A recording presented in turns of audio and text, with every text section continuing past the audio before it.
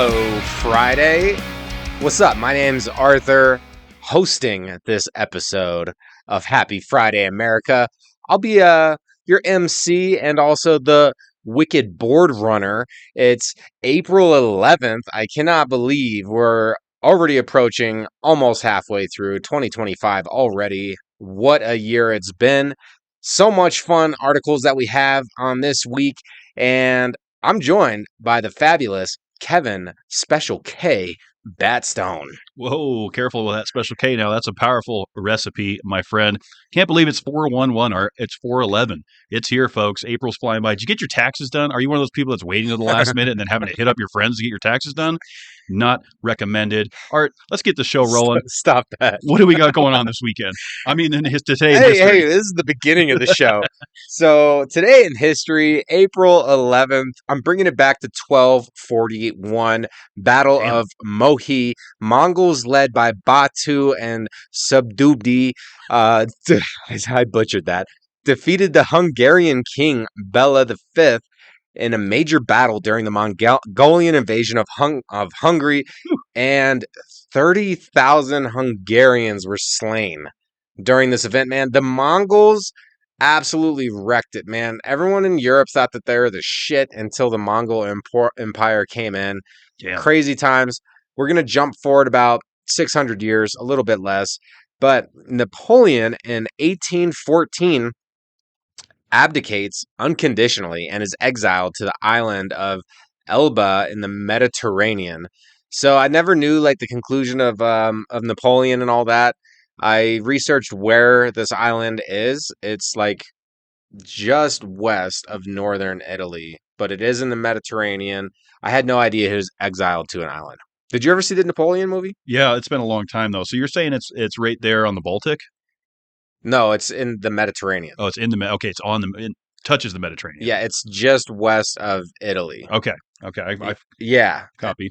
Yeah, so it's in there, but yeah, he was exiled to an island. I don't know if he ever left that island. I didn't do any more research after. I won't say anything about islands.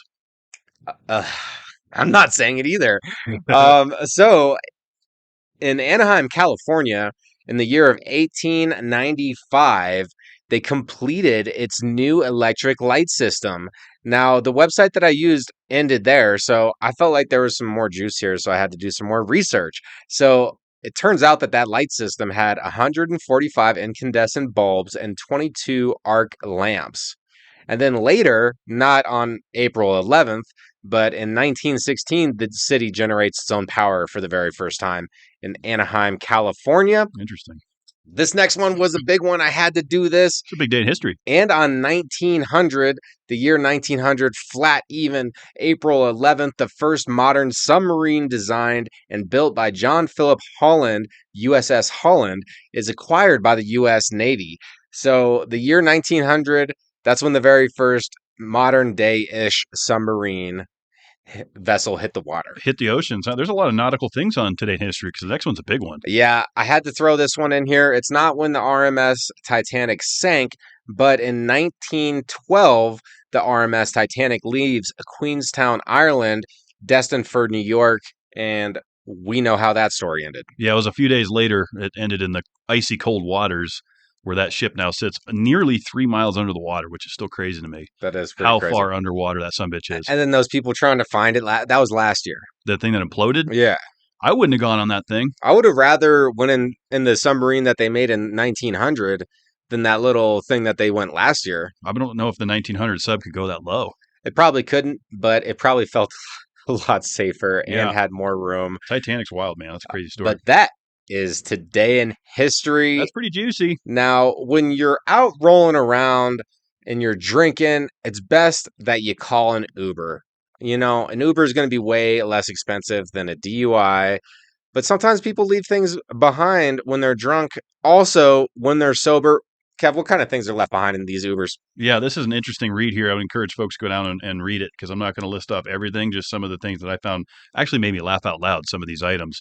So Uber had released its annual lost and found index. You know, usual suspects, wallets, keys, phones. Yeah. We're not too concerned about that. What caught my attention here, just a couple of the items that would include a mannequin head with human hair. Okay, we had a live turtle, a 5-gallon bucket full of beans, and it's not really clarifying what Huh? kind of beans. We had a Ghostbusters ghost trap. We had fresh breast milk. Ghostbusters ghost trap. Yep. We had fresh breast milk, fresh titty juice. We Did had, they do it in the back? they might have pumped. I don't know. Pumped it in the back. Like, I'm going home to the kid, I got to do a pump. Who the hell knows what's going on? We had live turtles. We had, here's an interesting one, a urinal. Yep, a urinal was left behind. We had Shrek ears, 15 hookahs, a bouquet of roses, Ozempic, because apparently everyone's shooting that into themselves now, 10 live lobsters, a Viking drinking horn, a taxidermed rabbit, and a passenger's divorce papers Oh, were left behind. Just a couple of them. I mean, it goes on from there. There was food, there was eggs, there was feta cheese. A lot of wild shit getting left behind in these Ubers, Art.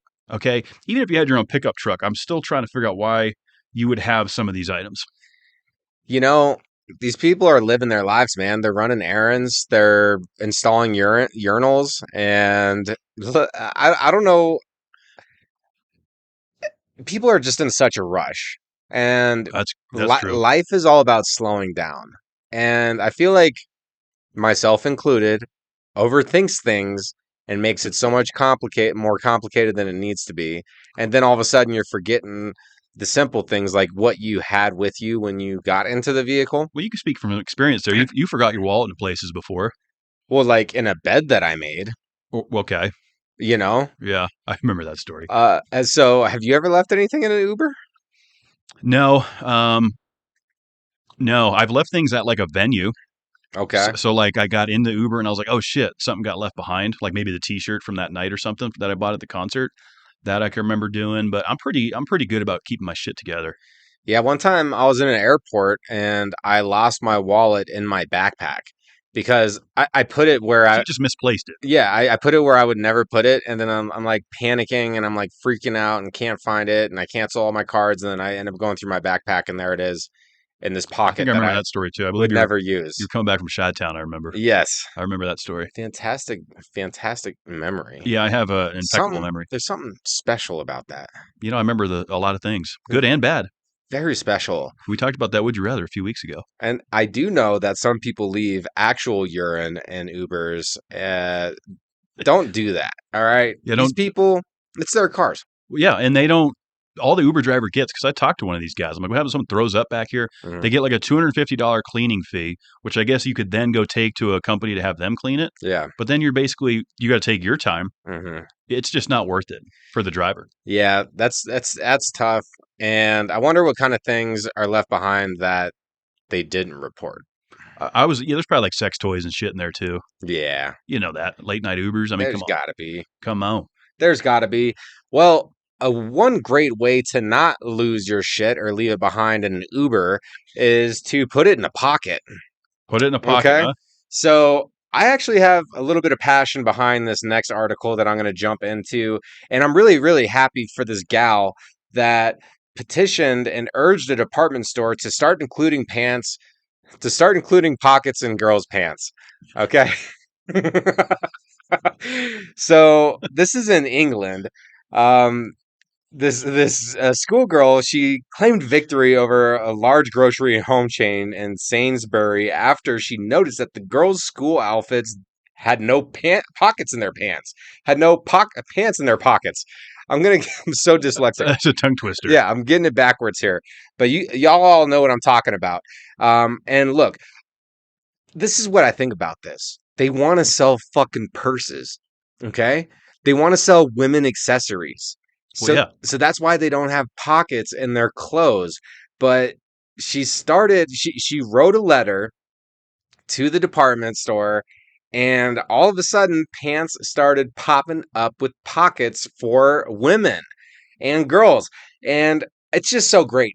And here's the thing that I'm so excited for this movement is because, there's a lot of movements and nowadays. And if it's a pocket movement, I'm for it. For sure. I love pockets. You got to love a pocket. My girl, aka my wifey, she has a couple dresses that have pockets. It's brilliant. And you can't even tell that it has pockets. Like, I'm saying put the pockets in the pants. I'm all for this movement. What are your thoughts on this? Well, I mean, coming from someone who wears blue jeans 97% of the time, is equipped with 4 pockets, right? So I'm always loading it up. I got my accessories on me, my keys, my wallet, my toothpicks, all my things. I just conveniently have it in my pockets. So life without pockets would be a little bit rough. Yeah, you would almost need a purse. They're in A cahoots. satchel. A satchel, yes, a nice man bag. Yeah, But I don't do the. Have you seen the new trend like with the over the shoulder ones? They're like fanny packs, but they're like over the shoulder. it's kind of cool. I tried it out. I would never wear one. I'm not for it. The only reason why I would be is to do like a conceal in there, because that would be That's a little that different. would be a fantastic place to have a conceal. Yeah, that's a little different if you're carrying Um, your firearm in it. yeah, But it's more of like these people are carrying the bags around with nothing in them. They're just like fashion statement. Yeah, I don't that's like understand. wearing glasses that are A non-prescription. lot of people do that too. I mean, look, there's certain style things, and I'm not going to knock anybody for their style. And Right. if you want to wear a dress and pants with zero pockets, by all means. But I'm going to go ahead Then you and need the say, handbag. yeah, you're going to need your purse. You're going to need your, um, is it camiseta? Mm. I think that might be purse. Como se dice purse in Espanol? I think it's camiseta. I Or don't that know. might be no, because jacket is chaqueta. Either way, we're all for the pockets here, and she is the hero of the week. Pro pocket. Do I even have her name so I can call it out? I don't believe I do because, probably her parents are doing a good job protecting her because she's a minor. And I'm just happy that she made this petition, and now they're putting pockets in it. So Yeah. all the ladies out there, I know you could probably appreciate this one. Down with the purse, up with the pockets. Next, we're jumping into the record, Kevin's random record of the week. There was a lot to choose from this week. There was a lot of great records that I saw. But of course, I had to go with one that was a little bit unique. We had David Rush again last week. There were some other cool things going on. But this one's cool. So a cruise ship broke a record with Lego boats. Okay. So a company celebrated the launch of its newest cruise ship, and they assembled 1,391 Lego ships, lining them up on the deck. So if you go down and click the link, you'll see the picture of them. Like they went nose to tail all the way on these little Lego boats across the entire ship. Mm-hmm. Took 1,391 of them to do it. Stretched over 292 feet, and 1,500 crew members were involved in breaking this record. Pretty fun. It took place. Where was it? It was down in the Caribbean this past weekend, and it's now the MSC World America. That's the ceremony that they're going to name it for this inaugural cruise ship launch, and they just so happen to be doing it with a new world record. That's a fun record. I took a look at this picture. Did you see it? And they kind of look like micro build ships. They're not very big, yeah. No, so that's actually kind of more impressive. Or maybe is it the number of ships is what got them the record? Yeah. Okay, so that's why they didn't do like larger ships, so then they could maximize the space. I don't know if you know, listener or viewer, but I'm really into micro builds for Legos. That whole Legos are awesome. the micro build nation out there, they be putting together some really cool stuff, and it's fun because it leaves it up to your imagination a little bit. Excuse me. Jesus, Art. However, That was basic. it's the Topo. We hold it together, it's the Topo courtesy Chico. of the non-alcoholic Twisted Lime Topo Chico. Yes, so delicious. I had to make an audible noise over it. But hey, I'm all about the micro builds. I'm about. It's fun that it was nautical and they kept the nautical theme on the ship. Ship on a ship. I like a ship on a ship. Ship on a ship. That's always good as putting the pork on the fork, getting the pit for a bit Uh-huh. with a ship on the ship. Pond for a bond. Go to the pond for a bond, top for a pop. Uh-huh. Yep. On the saddle for a Saddle for a paddle. I was thinking paddle too. I was thinking paddle. But I love the random records, man. That's some good stuff. Good, yeah. That's a random one. I wasn't expecting to run into a Lego micro build one. I had to make the show. It just, you and I both love Legos. It was pretty cool. We love nautical things. So it just felt appropriate for the 411 here on Happy Friday. On the 411, what's next? We got the 411 on last week's Would You Rather. Yes. Would you rather only make all your purchases online for the rest of your life, or have to go into the stores, the brick and mortar? Kevin and I both selected the stores. We went in person in America. They went online. They shocked the world, man. America is going in person with us. Really? 67% on our Twitter X poll over Hell there. yeah. I predicted it was going to go all online just based on, kind of the way that e-commerce and the convenience of ordering online is going. But no, they proved me wrong, Art. They're going in live action with us. I love Brick and that. mortar, baby. I love that. Let's go, America. That one is one. I'll see you in the stores on that one, America. And it So certainly will. And I have one that Art's not real happy about. Okay, I definitely don't want to take credit for this. Would you rather? Yep. Kevin put this one together. All I have to say is, what the fuck? Uh, And this is absolutely disgusting. it certainly is because, the point of these would you rathers is to make it really difficult to choose, right? This one's hard. It's pretty hard, but yeah. So here we go. America and Arthur. Would you rather have to wear wet socks for the rest of your life? Okay. Squish, squish. Soaking wet, baby. Or winter gloves on your hands for the rest of your life. In every scenario, hot, cold, sleep, you name it. Or wet socks. This is a tough one. This is a real tough one because you think about the wet socks and you think about jungle rot. You start to get your flesh will literally rot. Yeah. Trench foot, they call it. There's a clear path here. Yeah. So with that alone, I mean, I don't want trench foot. No. Right? I don't think anybody really wants trench foot. So you're going to have to go with the suck. And the suck is wearing winter gloves in the middle of summer. I mean, so here's the thing. It's like... And you're going to have to jerk off that way too. With gloves on. So, okay, but there's like really thin winter gloves. Well, I mean, there's always going to be that gray area. Right? There's like technology. It's we're not talking about like the mittens. You're talking about the mittens. I'm talking about winter gloves, like them big snowboarding gloves. I mean, I'm talking winter gloves too. But look, we could probably go online. Oh, it's like we did and do some it's shopping. Like what we did about the flip flop thing, and then we ended up finding out I was correct. But hey, we're talking about the present right now. This guy wants to talk about the past. Yeah, I'm just saying. I'm obviously going to choose the gloves here. Yeah, I'm going with that too because I don't want rot foot. But then I'm like really disappointed in everything that I'm not going to be able to feel. Yeah, but then I could call you, if you went with the feet, I could call you Arthur Rawfoot Raw. You could call me Soggy Raw. I don't know. Is there a way to have wet socks on all the time and not get Well, there's a difference. Foot? Yeah, because they're not. I mean, they're just wet, right? So they're not. You're not standing like in active water, which is trench foot. So you can't just like not wear socks at all. No, that's not an option in this would you rather. So you have to wear socks. Well, yeah, that's literally in the would you rather. Or you have to have gloves on all the time. Correct. Yeah. I really don't like this would you rather, but I'm picking the gloves. I'm going with the gloves as well. Not a fun one. I like the would you rathers where the outcome sucks either way. That's the point. I think that's great. Where are you going, America? Are you having soggy feet? Or are you having hot hands? Let us know. Let us know on X/Twitter or in the comments below. And next, we are jumping into some police activity. Yeah. So my dumbass of the week. Oh, fantastic. We'll just go ahead and start with her name. Let's get that right out of the gate. Brenda Deutsch, you are my dumbass of the week, you stupid bitch. What? This woman deserves to be locked up and throw the key away. All right, let me just start with the headline.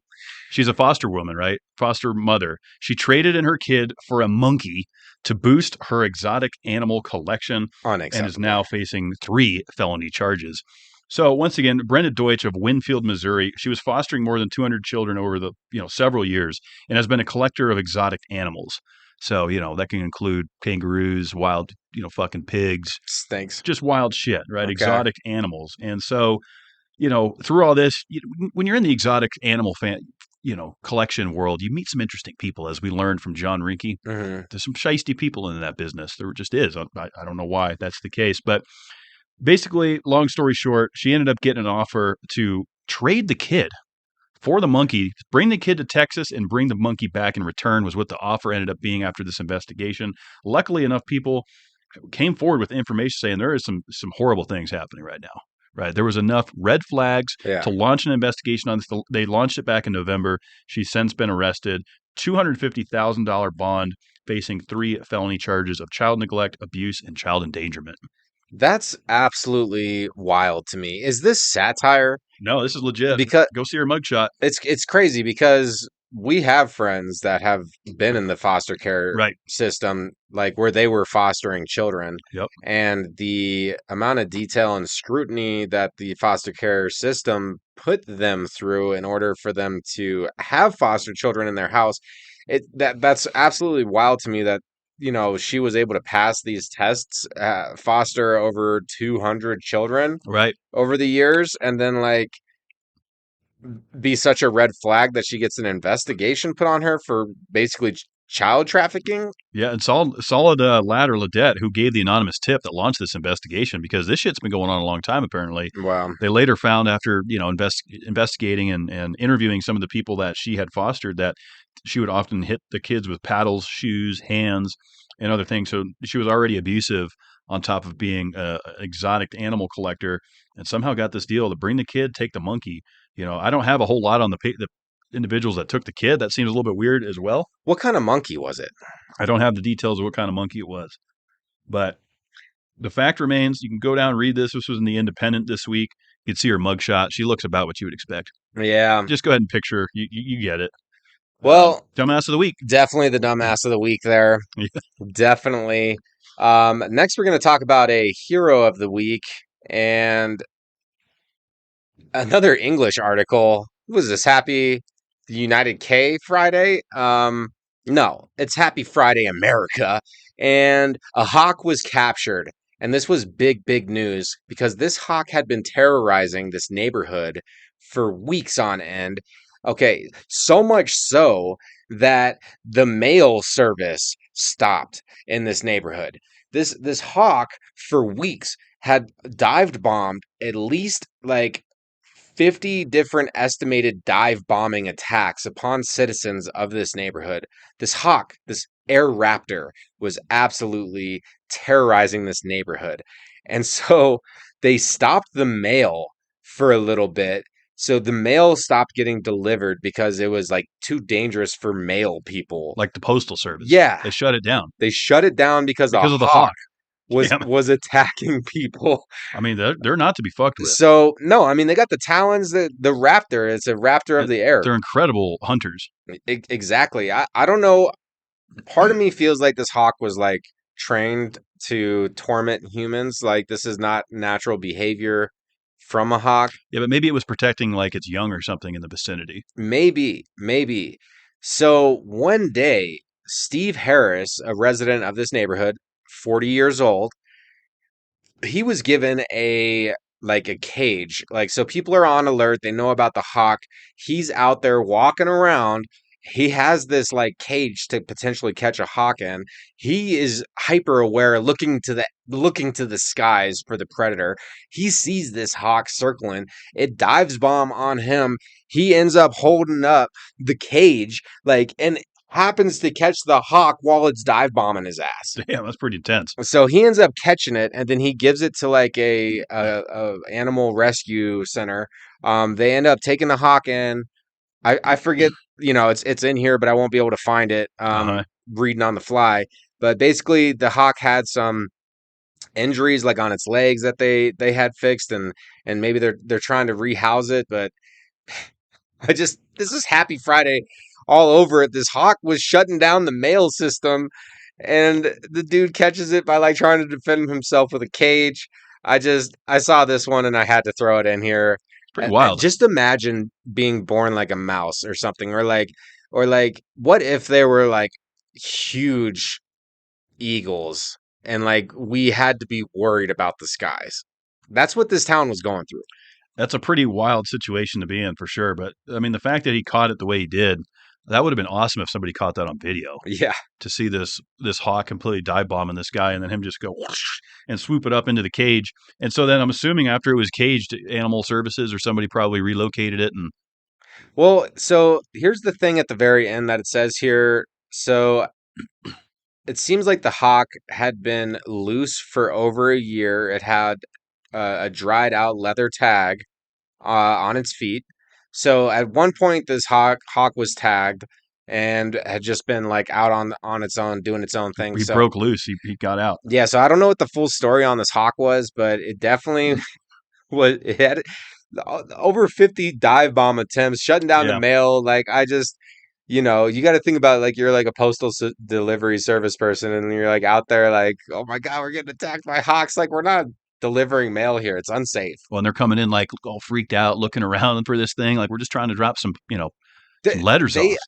They even like stopped like certain type of children activities outdoors. during this period of I time. could see that. Children are a little bit more susceptible to a dive bomb, I feel like. Oh, for sure. I mean, dude, these talons, they could cause a lethal injury. Oh, for sure. They're huge. Yeah. They're massive. I mean, you see the bone that sticks out like the spur on it are absolutely incredibly huge. It's definitely quite the predator. Yeah. So definitely a fun article. Well, a fun ending, crazy article. And sticking with the animal theme, if you haven't seen this 10,000-year-old animal that got resurrected, Kevin's about to fill you in. Yeah, I was never a Game of Thrones fan, but everyone likes to kick it off with, the Game of Thrones. The Direwolf guys, they have found a way to resurrect it. It was an extinct animal over 12,500 years ago, right, Yeah. from some of this. And it lives again. I saw a video. You can probably follow the Yellow Brick Road if you go down and click the link to see these things howling. They're like little baby howls, you know. Um, my concern before we dive too much into the science of it is like everyone's going to want these little things now. They see it as, I mean, it's a rare commodity, but we don't, these are aggressive animals. At least Foster parents are freaking out everywhere right now. foster parents are making calls, setting up some deals. They're lining up their best children. It's fucked up. No, that's fucked It's up. terrible. I'm playing.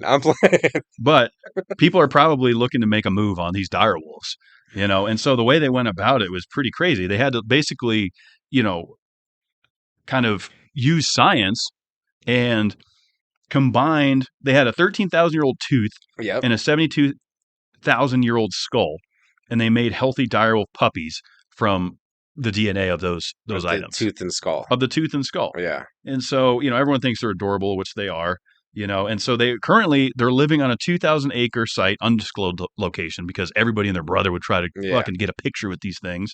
And they're enclosed by a 10-foot tall, 3 meters, if you will, zoo-grade fencing. Mm-hmm. So for people that are trying to scope out, I think they're somewhere in Texas from what I heard. Yeah. So they're babies. They're going to be basically like hand fed by humans. So there's going to be that. Is it a male and female? I believe so. But that would be the only way to carry the species on, right? I mean, we just resurrected it from bones. We don't even know what it's going to do yet. Yeah. So, like, what is the behavior of this animal? Like, sure, the people that are like feeding it and hand raising it might be safe, but we've never seen the behavior of this animal ever. Right. So it's like, how safe is it going to be? How big is it going to get? There's a lot of questions there. Months ago we were talking about how they wanted to create a mammoth park in Siberia, and like how they're trying to resurrect mammoths and shit. And like they're like had this park in Siberia about it. Yeah, the woolly mammoths. And so now you got dire wolves. It's like, it's getting wild. And then we got AI that's kind of like getting extra smart. We got the robots happening. We're gonna have like robots with mammoths. Yeah, once we get like a robot direwolf or something, or one of those crazy fucking wildebeests that are AI powered, like half man, half beast, half machine. We're headed for a goddamn movie. Is what's going to happen. Dude, life is a movie. Life is a movie, but we're headed for a goddamn sci-fi movie. It's going down, and just like what did they say in Jurassic Park, just because you can doesn't mean you should, type of thing. Like, yep, I think that's fair. Humans are pretty amazing what we're able to accomplish, but it's just like, how far is too far? Yeah, where do you draw the line? Because I think we've already gone too far to the point where it's just going to keep snowballing now. Self-driving cars, the self-aware computers, all that now has a technology to keep getting better. The more it learns, the more interaction it has, honestly, the more dangerous it gets because it's able to analyze situations. Well, and then once it gains self-awareness, which it has, it's there. It wants to defend its life just like any living thing. Of course. And it's going to look at, is AI alive? I've actually heard it called that. People say artificial intelligence, but it isn't artificial because it actually is an existing intelligence. Yeah. So that term, is it self-aware? I think it is. I think some people will tell you it isn't. Mostly out of fear. I feel like they don't want to admit the fact that robots could eventually take over. But it's a cause and effect, right? And it's a problem solving. It looks at, well, what's the solution? If you give it a problem, it's going to think, well, the solution is to just get rid of humans. I mean, we're one of the biggest problems. That's a problem. For sure. Let's get rid of that. Just get rid of humanity. But the direwolves, it's going to be interesting to see, like you said, the behavior. They're obviously being raised in a closed environment. We're not seeing them grow up in the wild. It's those natural instincts. Are they going to kick in from 12,000 years ago? Who knows? I think so. I think so. Watch, we're gonna have Direwolf running free in Texas, and then mammoth breakouts in We'll Siberia, be sure to cover it on Happy Friday, America. while simultaneously dealing with AI. AI attacks in California. That's a happy Friday, and we're bringing it into the weekend. Kev, you got our first thing to go do here. I'll let you do it. Yeah, it's absolutely fantastic. We are going to have potential record-breaking heat here this weekend, Art, in Denver, Colorado. Looking at about 82 degrees today and about 88 degrees tomorrow for the high here in Denver. And then we're going to kind of cool off a bit going into the latter part of next week. But the fact remains, when it's nice and warm like this, man, get outdoors, do something, open up the windows, maybe get the poolside party going, get the grill fired up. That sounds like all the qualifications for a great time. It certainly sets up for a great quality time if you play your cards right on these warm weekends. Absolutely. What I recommend that we do this weekend is do something meaningful for somebody that you care about, and without them asking, all right? Or confirming with them as well. Just do it. Just make the plans. In case you struggle with coming up with some ideas yourself, I put some together. So like a foot rub, or like some flowers, or like a random gift that you think they might like, a park date, go outside. It's warm. Go watch a movie, pick a movie for indoors. If you got a homebody, then maybe just order some delivery that that they're gonna like, and surprise them with it. So that's what I suggest people do this weekend.